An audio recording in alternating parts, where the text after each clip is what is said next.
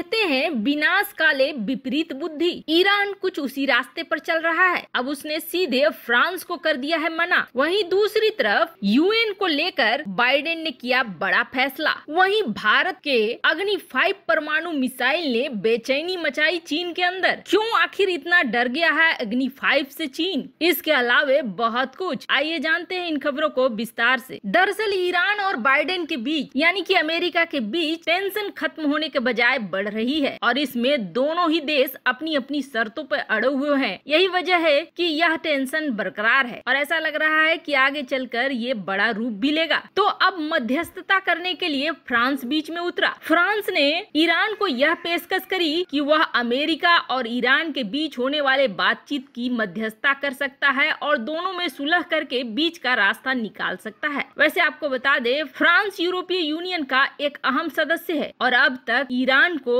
America के प्रतिबंधों से नुकसान को कम करने के लिए यूरोपीय यूनियन मदद करता आया है। ईरान को एकमात्र यूरोपीय यूनियन ही था जो ईरान को दूसरे रास्तों से व्यापार करके उसकी अर्थव्यवस्था को बनाकर रखता था। लेकिन अब उस फ्रांस को भी ईरान ने सीधे मना कर दिया है और ईरान ने अपनी शर्तें रख दी है कि अमेरिका उसकी शर्तों पर मानेगा तभी यह सुलह होगी और तभी परमाणु समझौते पर ईरान वापस आएगा। वैसे ऐसा लगता है जैसे ईरान अपना सर्वनाश कराने पर तुला हुआ है, क्योंकि अमेरिका इन शर्तों को मानने से रहा, लेकिन अब यूरोपीय यूनियन से भी दुश्मनी करके वह उसके भी प्रतिबंधों को मोल लेगा। वो कहते हैं ना, आधी छोड़ सारी को धावे, आधी मिले न सारी पावे। बाइडेन के आने के बाद जो थोड़ी बहुत राहत मिलने वाली थी वह छोड़कर ईरान एक अलग ही रास्ते पर चल रहा है। ऐसे में उसका सब कुछ चला जाएगा। वहीं दूसरी तरफ ट्रंप ने WHO से जहां अमेरिका को अलग कर लिया था, तो वहीं संयुक्त राष्ट्र मानवाधिकार परिषद के साथ भी ट्रंप ने कुछ ऐसा ही निर्णय लिया था। पूर्व राष्ट्रपति डोनाल्ड ट्रंप ने 3 साल पहले परिषद से अमेरिका को अलग करने का फैसला लिया था। ट्रंप ने यूएन के मानवाधिकार परिषद से अलग होने का फैसला 2018 में लिया था। ऐसा उन्होंने इजराइल के समर्थन में लिया था, क्योंकि इजराइल के प्रति परिषद का रुख और इसके सदस्य जिस तरह से कर रहे थे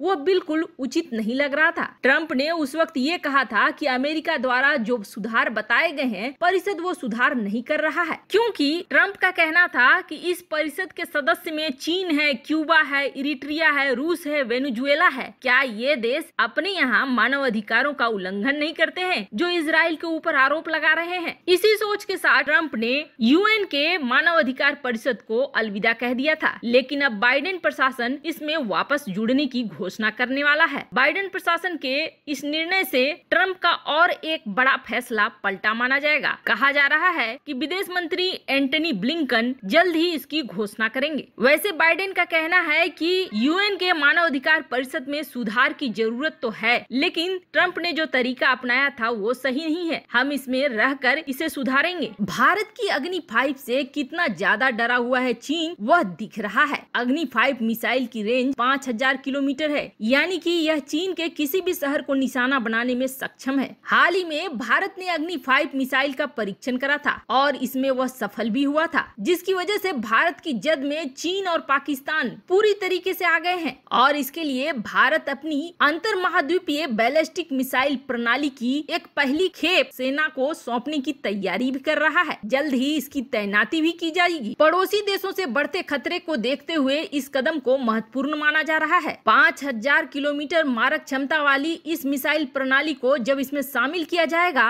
तो यह भारतीय सेना को वैसे ही ताकतवर बना देगा। अब इसके साथ साथ इस मिसाइल में परमाणु वॉरहेड ले जाने की भी क्षमता है, जिसकी वजह से इसकी सैन्य क्षमता बढ़ जा रही है। रक्षा विशेषज्ञों की माने तो यह मिसाइल बीजिंग, संघाई, ग्वांगझाऊ और हांगकांग सहित पूरे चीन को निशाना बनाने में सक्षम है। अपनी सीरीज में यह सबसे आधुनिक हथियार है। परमाणु वॉरहेड ले जाने की इसकी क्षमता दूसरी किसी भी मिसाइल प्रणाली से कहीं ज्यादा है। वैसे आपको बता दें, यह इंटरकॉन्टिनेंटल बैलिस्टिक मिसाइल प्रणाली बहुत कम देशों के पास है। अमेरिका, चीन, रूस, फ्रांस, उत्तर कोरिया और भारत। वैसे भारत के पास पहले से ही 700 किलोमीटर रेंज वाली एक अग्नि 1, 2000 किलोमीटर रेंज वाली अग्नि 2 और 2500 किलोमीटर से 3500 किलोमीटर रेंज वाली अग्नि 3 मिसाइलें हैं। इससे इतनी बुरी तरीके से डर गया है चीन की दिन रात इसको किस तरह से रोका जाए इसके पीछे लगा हुआ है। अब उसने एक दावा किया है, लेकिन इस दावे के पीछे की सच्चाई भी निकल कर आ गई सामने। पूर्वी लद्दाख में चल रहे तनाव के बीच चीन ने भारत की सबसे घातक अग्नि 5 मिसाइल को बीच रास्ते में मार गिराने का परीक्षण का दावा किया है। चीन का दावा है कि उसने किसी खास देश को लक्ष्य करके यह परीक्षण नहीं किया है, लेकिन विशेषज्ञ उनके ये कह रहे हैं कि चीन का यह परीक्षण सफल रहा है। चीन ने देश के उत्तरी इलाके ताइवान में पिछले दिनों एंटी बैलिस्टिक मिसाइल सिस्टम के सफल परीक्षण करने का दावा किया है। चीन की सरकारी अखबार ग्लोबल टाइम्स ने कहा है कि इस एंटी बैलिस्टिक मिसाइल परीक्षण का मकसद दुश्मन की मध्यम दूरी तक मार करने वाली मिसाइल को बीच रास्ते में ही तबाह करने की क्षमता का प्रदर्शन करना था। वहीं विशेषज्ञों का यह भी कहना है कि इस प्रणाली के जरिए अंतरिक्ष में सैटेलाइट को भी तबाह किया जा सकता है। इस बीच हांगकांग से प्रकाशित होने वाली अखबार साउथ चाइना मॉर्निंग पोस्ट का कहना है कि चीन के रक्षा मंत्रालय ने ये कहा है कि यह परीक्षण किसी खास देश को निशाना बनाने के लिए नहीं था, लेकिन चीनी सेना ही अब यह प्रोपेगेंडा फैलाने की कोशिश कर रही है कि इस मिसाइल परीक्षण के निशाने पर भारत था। चीन इसके जरिए भारत को चेतावनी देना चाहता था। असल में भारत अपनी सबसे घातक और पूरे चीन तक मार करने वाली मिसाइल अग्नि 5 को इस साल तैनात करने की योजना बना रहा है। अग्नि 5 मिसाइल की रेंज चीन के किसी भी शहर पर भारी पड़ेगी। वैसे चीन का कहना है कि इस टेक्नोलॉजी पर चीन बहुत लंबे समय से काम कर रहा था। गुरुवार को किए गए मिसाइल परीक्षण का उद्देश्य भारत को चेतावनी देना है, जो चीन के साथ डील करते समय परमाणु ब्लैकमेल की रणनीति अपनाता रहा है। वैसे कहा यह जा रहा है कि चीन की बीच रास्ते में ही मिसाइल को मार गिराने की यह टेक्नोलॉजी अमेरिका और रूस की परमाणु मिसाइलों को नष्ट नहीं कर सकती है, क्योंकि चीन और अमेरिका की मिसाइलों के बीच में काफी गैप है। वहीं चीन ने तो ये प्रोपेगेंडा भी फैलाना शुरू कर दिया है कि अमेरिका के राष्ट्रपति जो बाइडेन को चेतावनी देने के लिए भी इस परीक्षण को किया गया है, क्योंकि अमेरिका